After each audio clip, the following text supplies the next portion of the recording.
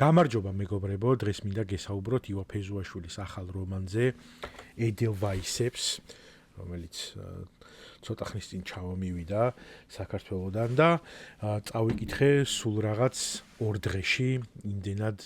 მაგარი რომანი არის და საოცრად ნოსტალგიური, მსუბუქი, ხავერდოვანი ენით არის დაწერილი. არ ვისაუბრებ ბევრს ისეთი ფორმით, რომ სპოილერები იყოს, უფრო ემოციებზე მოგიყვებით და იმ შთაბეჭდილებებზე, რაც დატოვა ამ წიგნმა. პირველ რიგში რაც მინდა აღვნიშნო, თუ რამე შეიძლება ამ წიგნს დავარქვა, პირდაპირ შემიძლია ვთქვა, რომ ეს არის თაობის ხმა, რომელიც უკვე დიდი ხანია ივა ფეზუაშვილის რომანებში ისმის, მაგრამ აქ განსაკუთრებით, იმიტომ რომ ძალიან ემოციური ტექსტი არის და ძირითადად მთელი თხრობა და ისტორია ზოგადად ეს არის ემოციური საუბარი და წერილი, თვითონ აღწერაშიც ესე არის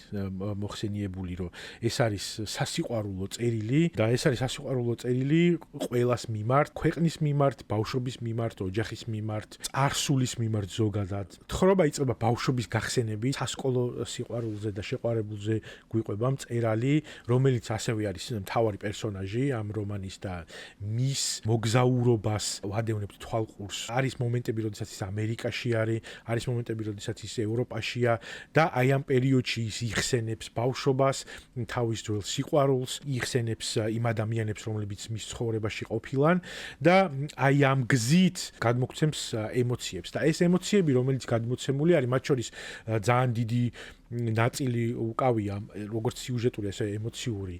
ოჯახთან ურთიერთობას. აი ეს არის ის ემოციები, რომელშიც ისმის თაობის ხმა მილენიალების, ამ შემთხვევაში ქართველი მილენიალებისა,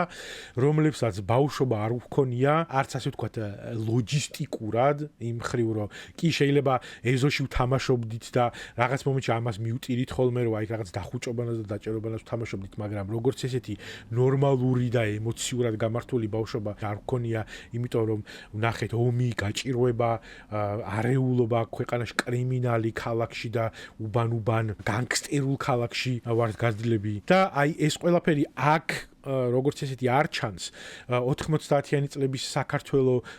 ივას წინა რომანში მასკარპონეში არის და იქ არის მოთხრობილი აი ეს უფრო სიტუაციური ამბები, რომელიც 90-იანი წლების თბილისი არის. ამ რომანში მთლიანად აქცენტი გაკეთებული არის ემოციურ თხრობაზე და იმ ემოციებზე და იმ ემოციურ ფონზე, რომელშიც ჩვენ გვიწევდა ცხოვრება. ერთ-ერთი მნიშვნელოვანი ფრაზა, რომელიც გამოვყავი, კარგად აღწერს ამ რომანს და ზოგადად არა მარტო ამ რომანს, ძალიან კარგად ასახავს ჩვენს ცხოვრებასაც, ქართველი მილენიალებისა და ჩვენს მოგონებასაც და ეს ფრაზა ჟღერს ასე. შენი ქვეყნის დამოუკიდებლობაზე დიდი რომ ხარ, გინდა არ გინდა, საკუთარ თავზე ფიქრისას სამშობლოზეც გეფიქრება. გგონია ბავშვობას იხსენებ და სინამდვილეში კი ქვეყანაში რა ხდებოდა, ეგ გახსენდება. აქ არის მაგალითად ეპიზოდი, როდესაც ის იხსენებს ექსკურსიაზე თავის კლასელებთან ერთად ყოფნას და იქ პატარა ეპიზოდებს, როდესაც ურთიერთობა აქვს თავის სკოლის დროინდელ შეყვარებულთან და თავის კლასელებთან, მასწავლებლებთან, მშობლების ურთიერთობა და ეს რაღაცნაირად ქმნის და გვიყვება იმ ემოციურ ფონს და რაღაც მომენტში სოციალურ ფონსაც და მენტალიტეტურ ფონსაც, რომელიც იმ დროინდელ საქართველოში იყო და ეს არის ამ მხრივ ძალიან მნიშვნელოვანი რომანი. აქ არის ისეთი მომენტები, რომლებიც მეც მქონია ჩემ ცხოვრებაში, მათ შორის როგორც მეგობრებთან, როგორც სოციუმთან, ასევე ოჯახთან ურთიერთობაში და გარდა იმისა, რომ ნოსტალგიურიც არის ემოციურად ეს რომანი, ასევე არის იმ ემოციების გამოხატვა, რომელსაც შეიძლება ვერ ამბობდე, ვერ გამოთქვამდე, რაღაცნაირად გულში გქონდეს ჩამალული, იმიტომ რომ ძალიან მტკივნეულია რაღაც მომენტში, მაგრამ თან აი ეს თანაგრძნობის მომენტიც აქვს ამ რომანს. ლიტერატურის ერთ-ერთი მთავარი ღირსება, ჩემი აზრით, არის ის, რომ თავს მარტოდ არ გაგრძნობინებს და იცი, რომ რაღაც მომენტში აი ეს თანაგრძნობას გიგუებს და ემოციურად გეხიდება და იცი, რომ მარტო არ ხარ რაღაცა ემოციურ გასაჭირში და ვიღაცა სხვასაც აქვს ეს განცდილი და ემოციური ხიდები და შეხიდება და თანაგრძნობა ხშირად არის კულტურულ და კონტინენტურ მასშტაბებზე გასული და ამ შემთხვევაში ეს არის დროითი ხიდი, რომელიც კიდევ ერთხელ გვახსენებს იმას, რომ რამდენად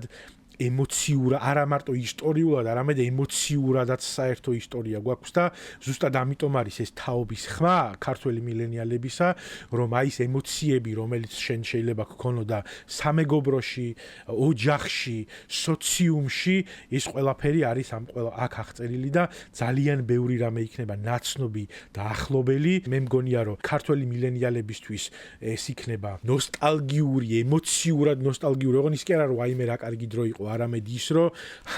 ეს რა გვაქვს გამოვლილი. მშობლების თაობა თუ წაიკითხავს ამას, ისინი მიხვდებიან თუ რა გავლენა ჰქონდათ ჩვენზე და რამდენ რამეს ვხედავდით ჩვენ რეალურად მაშინ და რამდენად ადრე გავიზარდეთ ემოციურად. მიუხედავად იმისა, რომ ჩვენ არ გქონია ბავშვობა და თქვა შეიძლება კი როგორც ესეთი კიდევ ერთხელ ვიტყვი, რომ შეიძლება დახუჭობანას და დაჭერობანას და ომობანას ვთამაშობდით ეზოში, მაგრამ ემოციურად ძალიან ადრე გავიზარდეთ და აი ეს ყველაფერი მოთხრობილი არის ამ წიგნში. და შემდეგი თაობებისთვის, Gen Z, Gen Alpha-სთვის შეიძლებათ რომ ნახონ თუ რა აქვთ გამოვლილი ემოციურად და რა ემოციური ფონი აქვთ მათ მშობლებს, როდესაც აი ამ წაიკითხავენ შესაბამისად ეს არის ძალიან მნიშვნელოვანი ნამუშევარი ჩემი აზრით, რომელიც აუცილებლად უნდა წაიკითხოს ყველა ადამიანმა. კიდევ ერთხელ ეს არის რომანი, რომელშიც ისმის ქართველი, საიდან ეს არის რომანი, რომელშიც ნათლად, ემოციურად, კვეთრად ხმამაღლა, ხმადაბლად, ჩურჩულითაც და ყველანაირი ფორმით ისმის ქართველი მილენიალების ხმა. ხო და მეტი არ მინდა რომ ვისაუბრო დეტალურად სიუჟეტზე, არ მინდა ვისაუბრო, იმიტომ რომ ჩემთვის პირადად ძალიან მნიშვნელოვანი იყო ეპიზოდი, აი ეს რაღაცნაირად მთლიანობაშიც არის დიდი ემოციური რაღაცა გროვა, რომელშიც ყველაფერი არის მოთხრობილი და თან ეპიზოდურადაც ძალიან ბევრი ნაცნობი სცენა არის. ხშირად არის მომენტები, როდესაც აი იცი რომ ეს ამ რაღაცის თქმა გინდოდა, მაგრამ შეიძლება ვერ ამბობ, ან ეს რაღაცა სადღაც გულჩათხრობილი გაქვს ეს ყველაფერი და ვიღაცა რო ამას ამბობს ეს რაღაცნაირად ცალბუნად გეფინება თითქოს სულზე და იმ რაღაც ტრამვებზე, რომლებიც გააქვს იმ გამოცდილების გამო, რომელიც ჩვენ ქართველ მილენიალებს გვქონდა. მოკლედ ყველანაირად სცენებითაც, ეპიზოდებითაც და საერთო ჯამში ერთობლივადაც ძალიან ემოციური და მნიშვნელოვანი ნამუშევარი არის ივას ეს რომანი, ხო და მოკლედ ბევრი ახლა ძალიან ზოგადად რაც რო აღარ ვისაუბრო, ჩემთვის მნიშვნელოვანი არის ემოციები და ის შთაბეჭდილებები და გამოცდილება, რომელსაც იღებ წაკითხულისგან და ამიტომ ყველა თაობას გირჩევთ, იმიტომ რომ ჩვენი თაობა არის ახლა ის თაობა, რომელიც ნელ-ნელა უკვე გადადის ასაკში, ვერდებით ქართველი მილენიალები, რაღაცნაირი ხიდი ვართ ქართველ ბუმერებსა და ახალ თაობებს შორის და ძალიან ბევრმა ქარტეხილებმა გადაიარა ჩვენზე, ეხლაც გადადის ეს ყველაფერი ჩვენს ზურგზე და ჩვენს ბეჭებზე და ამიტომ ძალიან მნიშვნელოვანი არის, რომ იცოდეთ რას გრძნობს ეს თაობა ყველანაირ ისტორიულ თუ ემოციურ კონტექსტში და ჩემი თაობის წარმომადგენლებს გირჩევთ, რომ ეს არის ის წიგნი, რომელიც გაგახსენებთ, არა თუ მარტო გაგახსენებთ, არამედ გათქმევინებთ ძალიან ბევრ რაღაცას რა. ანუ ეს ამ მიხვდებით, რომ ხო, აი თაობის ხმას რო ვამბობ, მაგას გულისხმობ, რომ აქ არის ის, რისი თქმაც შეიძლება რაღაც მომენტში მოგერიდოს ადამიანს, მაგრამ აქ ყველაფერია ნათქვა. და დიდი მადლობა რომ ისმენდით და